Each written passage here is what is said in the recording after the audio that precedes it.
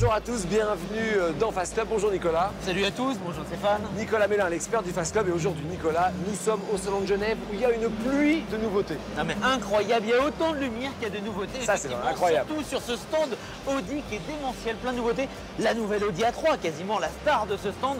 Mais avant tout Stéphane, le sommaire. Beaucoup de nouveautés chez les Allemands, les Français, les Italiens, les Anglais, plein de choses. On va rester 2 semaines ici à Genève. Eh oui, c'est parti. Cette semaine, dans Fast Club, vous allez voir toutes les plus belles nouveautés du salon automobile de Genève. Nous commençons la visite chez Audi qui dévoile en avant-première une bombinette de 256 chevaux, l'A1 Quattro, son break survitaminé de 450 chevaux, la RS4 Avant et la très attendue Audi A3. Vous verrez ensuite la nouvelle Peugeot 208 qui compte bien détrôner la reine de la catégorie, la Renault Clio. A-t-elle tous les atouts pour réussir? La réponse dans un instant. Nous ferons ensuite un tour chez Ferrari qui dévoile la remplaçante de la 599 Fiorano. La magnifique F12 Berlinetta avec une puissance moteur de 740 chevaux, elle devrait devenir la référence dans le monde des GT d'exception. Chez BMW, nous découvrirons la toute nouvelle série 6 Grande Coupé qui a l'ambition de se comparer à la Porsche Panamera. Rien que ça. Et pour finir, Stéphane et Nicolas vous présenteront une Lamborghini unique, l'Aventador J. Fast Club, c'est tout de suite sur W9. Allez, on commence donc sur le stand Audi avec une très grosse nouveauté présentée ici en première mondiale, la nouvelle Audi A3, Nicolas. Alors, qui est très belle, hein, elle ressemble beaucoup à la 1, qu'on apprécie, qui a été très bien accueillie. Ceci dit, elle perd un peu de son identité tout de même, Stéphane. Ah, mais en tous les cas, c'est le nouveau visage d'Audi. Alors, c'est vrai qu'elle se ressemble beaucoup, hein. Il y a quand même un style typique. Là, vraiment, vous reconnaissez une Audi en quelques secondes. Alors, grosse nouveauté pour l'Audi A3 et c'est vrai que pour l'instant, Audi, ils ont réussi ce qu'ils voulaient. Ils vendent plus de voitures en Europe que BMW et Mercedes. Leur rêve absolu est réalité. Bon, enfin, ce qui nous intéresse quand même dans le Fast Club, c'est surtout la nouvelle RS4, l'Audi S8, l'Audi S7, l'Audi... Voilà, une pluie de puissance, ça nous plaît. Allez, regardez quelques nouveautés présentes ici sur le stand Audi.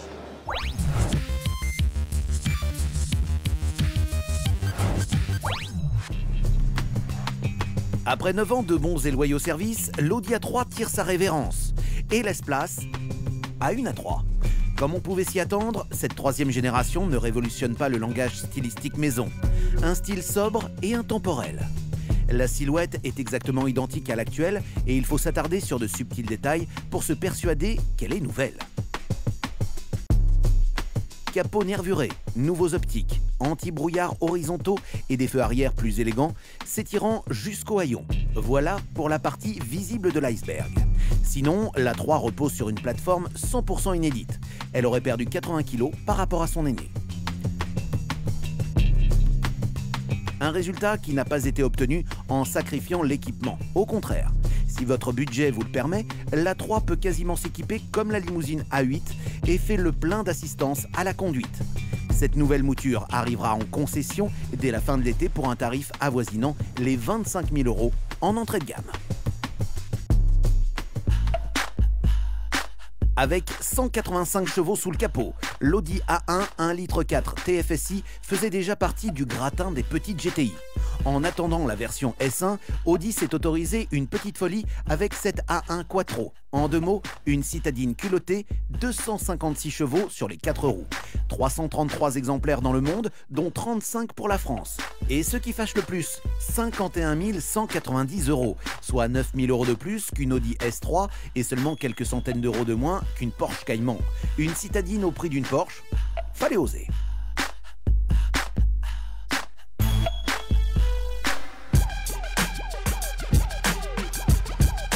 Vous avez toujours rêvé de transporter votre petite famille tout en conduisant une sportive de haut vol?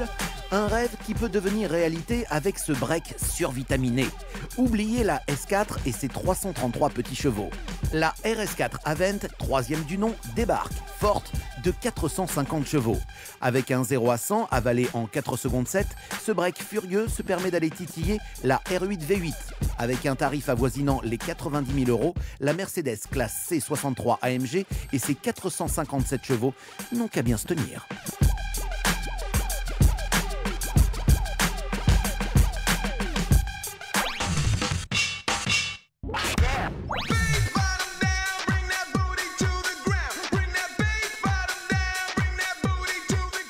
c'est l'une des stars de ce salon de Genève et elle est française, la petite Peugeot 208. C'est une bonne nouvelle, Peugeot a retrouvé la main sur le plan du style. On commence à s'inquiéter un petit peu. Alors, la 5 portes est encore un peu retenue, un peu classique, vous la voyez maintenant, la 3 portes est craquante. Alors, des petits détails comme ça que j'aime beaucoup, c'est cette petite barrette, vous voyez, qui longe comme ça et qui rappelle, pour les plus anciens d'entre vous, les 205 3 portes qui avaient comme ça deux petites barrettes en plastique noir à l'époque. Mais vraiment, regardez ce regard, cette face avant très sympa. La signature visuelle à l'arrière, elle aussi, est vraiment originale avec plein de petites subtilités. Mais moi, ce qui m'a vraiment fait craquer, c'est l'habitacle. Parce que souvent, les Peugeot étaient très tristes à l'intérieur. Il y avait essentiellement un combiné avec deux gros compteurs, une console centrale. C'était vraiment pas très novateur. Et finalement, là, ils se sont lâchés. Ils ont vu que Citroën, ça marchait, que Citroën osait avec des tableaux de bord gonflés et que ça marche. Là, regardez, le combiné porte-instrument avec, comme ça, une découpe un peu à la Audi, un grand écran. Alors en plus, on a ici ce tableau de bord en cuir, enfin cette bande de cuir, c'est une option, hein, mais c'est quand même très très sympa.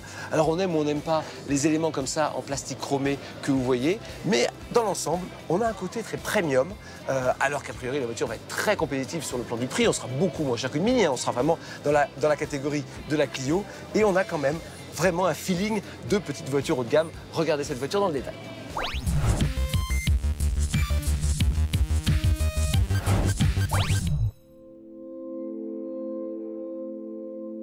« 1983, naissance d'un mythe, la Peugeot 205 qui s'est vendue comme des petits pains. 5,3 millions d'exemplaires ont trouvé preneur. 15 ans plus tard, 1998, l'héritage est lourd pour la Peugeot 206, qui s'en sort à merveille. 7,4 millions d'unités ont vu le jour. 2006, la Peugeot 207 pointe son museau, mais le succès ne sera pas autant au rendez-vous.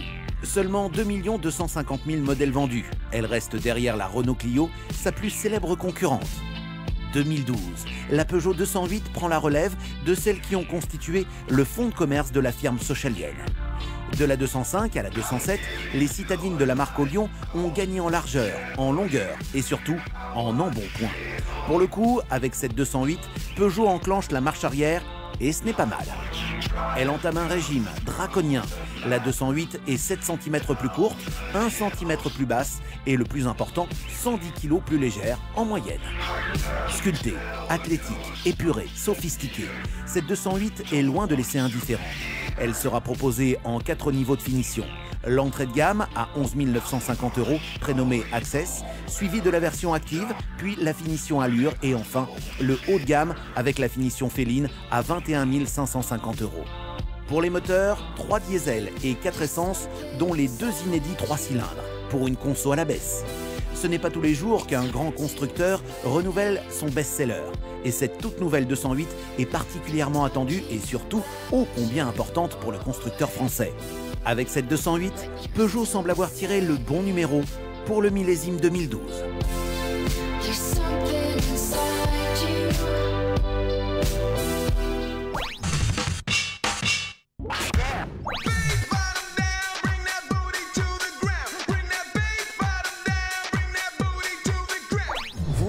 Bien qu'ils vont la faire, même si pour l'instant elle est officiellement présentée ici comme un concept car. C'est la future 208 GTI. Alors bien sûr, hein, quelques petits détails, pour l'instant pas grand chose, ça va être sobre a priori, le petit GTI ici, comme ça, qui rappelle pour le coup vraiment l'âge légendaire Peugeot 205 GTI.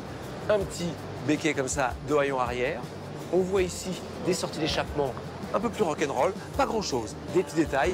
On s'attend vraisemblablement à avoir les mêmes moteurs que la Mini Cooper S, donc ça va être de très bons moteurs, performants, sobres. Donc cette voiture, normalement, devrait retrouver vraiment tout ce qu'on aime dans une Peugeot GTI. On a hâte de la voir. Pour l'instant, c'est encore un concept. Il faut laisser la vedette à la version normale, mais je pense que très très vite, celle-là va arriver.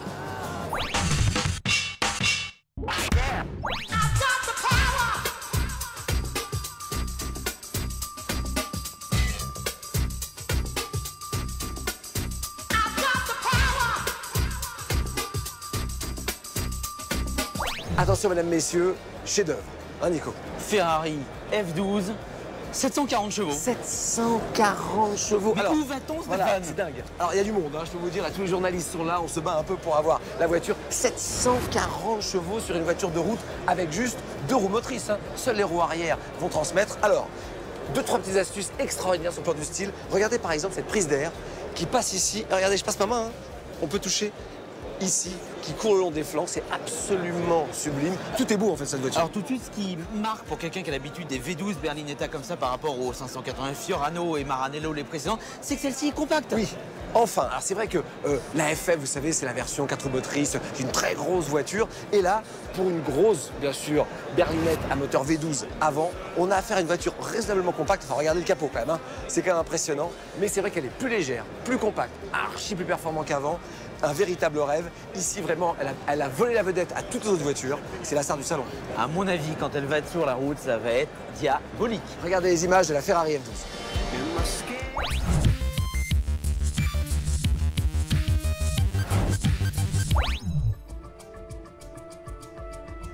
Tout juste un an après son break de chasse, FF, Ferrari présente un nouveau modèle.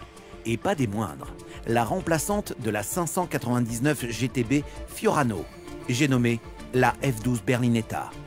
Dans le monde des supercars, on se comporte un peu comme des enfants. Il en faut toujours plus, car la concurrence fait toujours mieux. Quand Lamborghini propose 700 chevaux pour son Aventador, Ferrari ne se laisse pas faire pour autant et en propose tout simplement plus. Un seul chiffre pourrait résumer cette nouvelle Ferrari. 740. C'est la puissance monstrueuse développée par son V12 6 litres 3, ce qui fait d'elle la voiture de série la plus puissante de l'histoire de Maranello.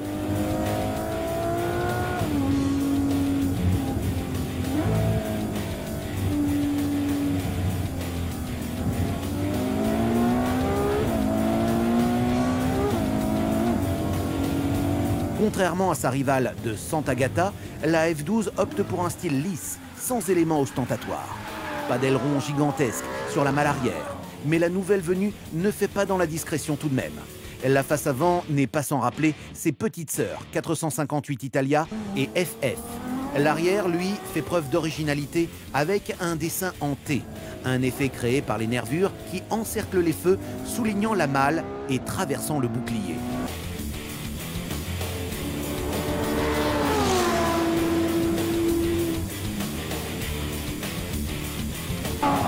Certains l'adoreront pour son agressivité, d'autres la trouveront un brin too much, trop provocante. Elle est peut-être moins élégante que sa devancière, mais quand même, elle est loin de laisser indifférent.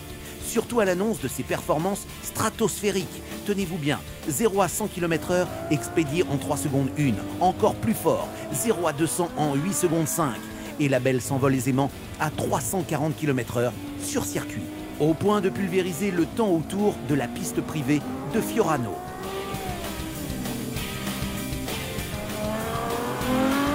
Des performances qui, excusez du peu, dépassent allègrement la supercar Enzo. Inutile d'aller plus loin, cette F12 Berlinetta est la Ferrari de tous les superlatifs. Ah oui, elle détient un autre record. Son prix, 290 000 €.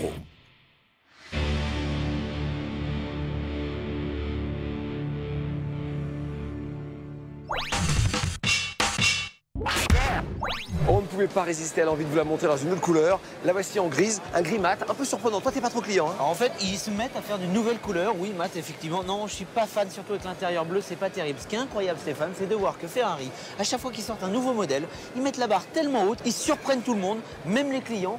Ils mettent toujours les voitures précédentes à l'état de désuétude le plus complet. C'est vrai qu'aujourd'hui, la 599 Fiorano qui avait 620 chevaux, elle est dépassée. Incroyable, dépassée. Vraiment coup de cœur. Je peux vous dire que la concurrence ici, elle en a pris un coup sur la tête parce que c'est vrai qu'ils bossent vraiment très très bien. La maison d'en face à côté, Aston Martin, qui présente une énième version. Ils sont désespérés. C'est une toute nouvelle voiture, c'est incroyable. Allez, un dernier petit clin d'œil à la F12, regardez, c'est quand même Et mesdames, ça va leur plaire, un haillon. Regardez, Formidable. une Ferrari qui est pratique, c'est quand même génial. Allez, on poursuit la visite du salon.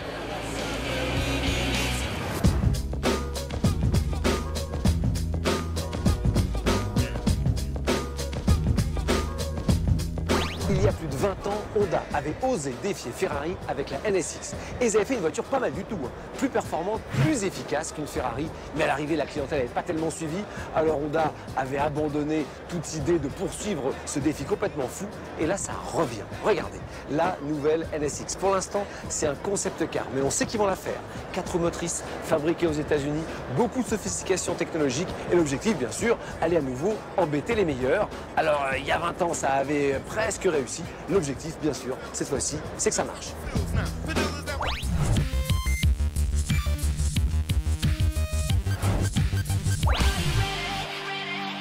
NSX pour New Sport Expérimental. Traduisez, une voiture de sport expérimentale de nouvelle génération. Un nom sans grande poésie qui a marqué de son empreinte les années 90. Mais aussi 3 lettres qui ont choqué le monde de la supercar. Pour la première fois, un constructeur japonais osait s'attaquer de front à Porsche et Ferrari. Les fans attendaient son retour depuis 2005. Eh bien, la voici. Cette nouvelle mouture n'est pas sans évoquer la tonitruante Audi R8 par ses hanches très marquées, son capot court et aiguisé et son pavillon fuyant. Toujours équipée d'un V6 de puissance encore inconnue et assistée par 3 moteurs électriques, la NSX devrait voir le jour d'ici 2015. La route est encore longue.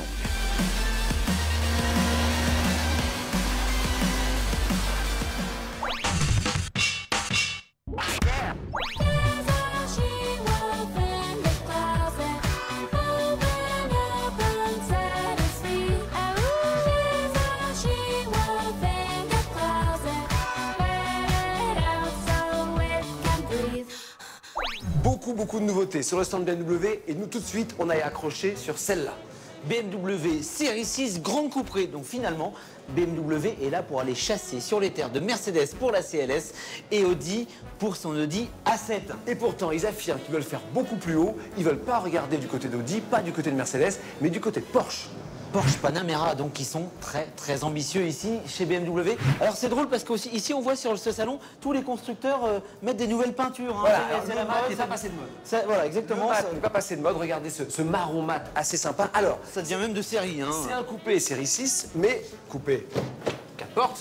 Sans montant, vous voyez, il n'y a pas de montant ici. Alors, il y a 2-3 petites choses. J'aime bien la signature grand coupé ici. Donc, il y a de l'empattement gagné. Mais c'est vrai qu'ils sont très gonflés. Ils veulent concurrencer Porsche. Prix d'entrée, 80 000 € sans option. La plupart seront autour de 110 000 €. Oui, effectivement, oui. C'est face à Porsche. Et finalement, Stéphane, entre nous, elle est aussi chère que la Panamera, mais pas tellement plus belle, non?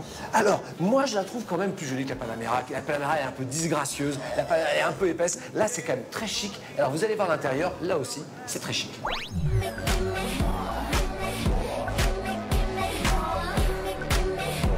Alors, à l'intérieur, bien sûr, on n'est pas comme dans une grosse berline, hein. On est quand même dans un grand coupé. Donc, il y a cette garde au toit qui est quand même pas formidable. Mais en revanche, il y a une ambiance extrêmement cossue, très luxueuse. Oui, alors je remarque qu'ils n'ont pas fait la même erreur qu'avec le BMW X6, où il y avait seulement 4 places, 2 places à l'arrière. Officiellement, c'est 5. Voilà, on voit la petite ceinture de sécurité. Alors, on peut être 5. Alors, c'est vrai que le passager arrière, il va être quand même... Très mal. Celui du milieu, je vous raconte pas, mais il y a une ceinture au cas où. On va pas s'amuser à faire 500 km avec nous. Alors, ça, c'est vraiment au bleu, c'est une 4 places. Et alors, toi, Nico, t'es comment devant? À l'avant, on retrouve vraiment tous les codes de BMW. Alors là, c'est sûr que BMW nous donne la finition BM individuelle, donc c'est somptueux avec de l'Alcantara partout.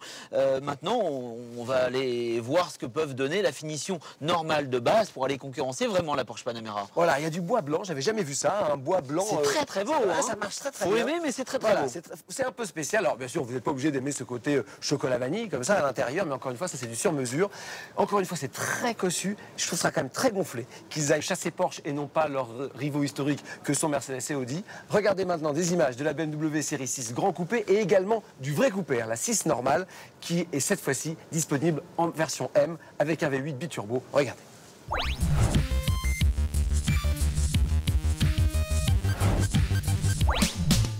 Silhouette équilibrée, capot interminable, ceinture de caisse haute, pavillon bas et fuyant, dessin soigné. Voici le dernier vaisseau autoroutier de la marque munichoise, la BMW série 6 Grande Coupée. Comme son nom l'indique, ce coupé 4 portes se base sur la série 6 coupé à laquelle BMW a greffé 2 portes supplémentaires. Total 5,01 m de long. Nous commencions à nous demander quand la marque à l'hélice se déciderait à affronter ses concurrents. Mercedes en est déjà à la 2e génération de sa CLS, tandis qu'Audi a emboîté le pas l'année dernière avec son A7 Sportback. Prévu pour l'été, la série 6 Grande Coupée proposera 3 motorisations. Premièrement, la future reine des ventes, la 640D et son 6 cylindres diesel de 313 chevaux. Puis la 640i de 320 chevaux et enfin celle qui chapeaute le haut du tableau, la 650i et son V8 biturbo de 450 chevaux. Le tout pour la modique somme de 70 000 € minimum. Avec une liste d'options longue comme le bras, comptez plutôt aux alentours de 90 000 €.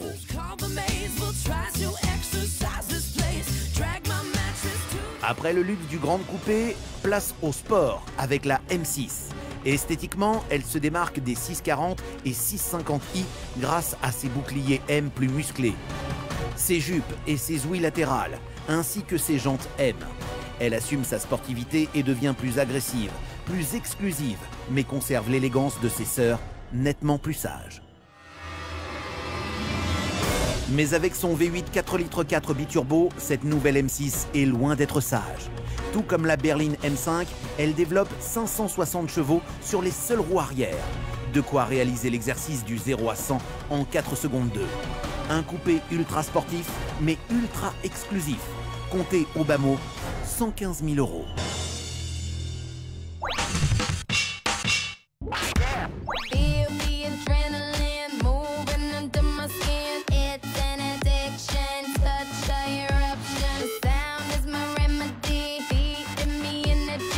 On peut être l'un des géants de l'automobile et ne pas se prendre trop au sérieux. C'est en tout cas l'impression qui se dégage du stand Volkswagen qui est très frais, très rafraîchissant, très clair. Et en plus, il y a plein de petites nouveautés très sympathiques. Regardez, la Golf GTI cabriolet. Alors, c'est pas la première fois qu'il y a le moteur de la GTI dans le cabriolet. C'est même arrivé dès la première génération de Golf cabriolet. Mais il n'y avait pas le look GTI qui allait avec. Les jantes un peu fun.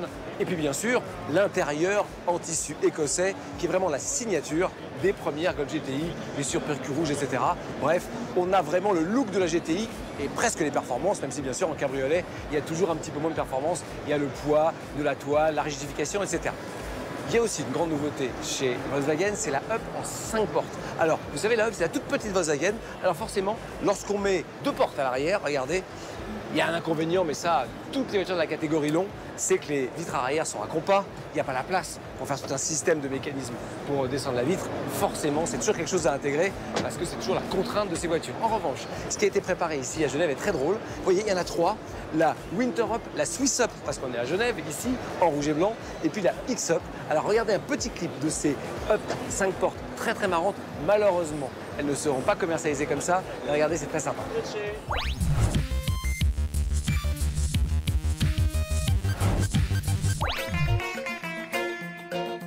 Volkswagen a profité de la sortie officielle de sa Up 4 portes pour présenter 3 concepts totalement délirants qui ne demandent qu'à voir le jour.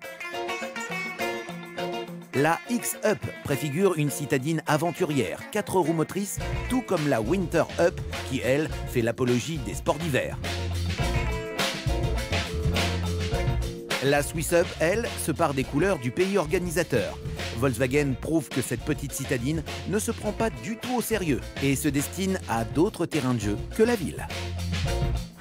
Allez, pour conclure, ça c'est celle qui va être vendue. Alors forcément, c'est un peu moins fun. Cela dit, le côté blanc immaculé, ça s'appelle même white sur cette finition, et ben regardez, c'est plutôt sympa. On retrouve quand même des quantités d'équipements qu'on n'a pas forcément sur ce genre de voiture. Alors, on aurait quand même aimé qu'ils osent commercialiser juste pour le fun quelques versions plus exotiques. Alors il y en a une autre, regardez.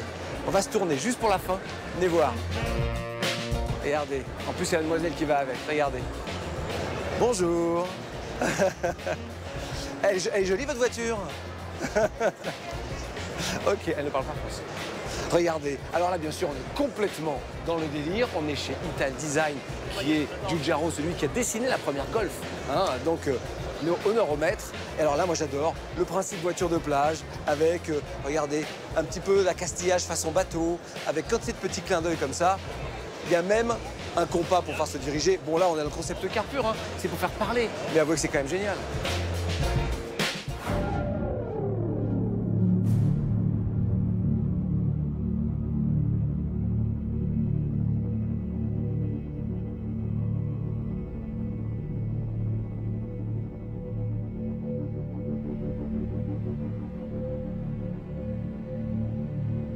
On ne pouvait pas terminer l'émission cette semaine. Attention, on verra la semaine prochaine, sans vous parler de la voiture la plus folle de ce salon de Genève. Alors, elle ne sert strictement à rien, mais finalement, elle annonce ce que va être la Ventador Cabriolet. Celle-ci, c'est la Ventador J. Alors, on notera juste les effets de style incroyables de cette voiture, à commencer par le 3e rétro. Regardez, Au milieu, comme les voitures de course au Mans, tu te souviens? Pas de pare-brise, pas de vitre latérale, pas de capote, pas de toit, rien. On s'en fout. Le travail des sièges est absolument magnifique. Oui, il n'y a pas de toit, effectivement. Il n'y a pas de pare-brise. Il faut se dire qu'à 50 km/h, on se prend des gravillons et des moucherons. Ça monte à 300. Donc, c'est vraiment une figure de style. Les petits dérives comme en Formule 1. C'est génial. Vraiment très, très beau. Le rouge est sublime. Et regarde, cette cage qui entoure le moteur, le V12, c'est une véritable œuvre d'art. Allez, on se retrouve la semaine prochaine avec Nicolas. Il y a encore beaucoup de choses à vous montrer sur le Salon de Genève. Des petites, des grosses, des très chères, des dingues. Allez, rendez-vous la semaine prochaine. Ciao. Salut.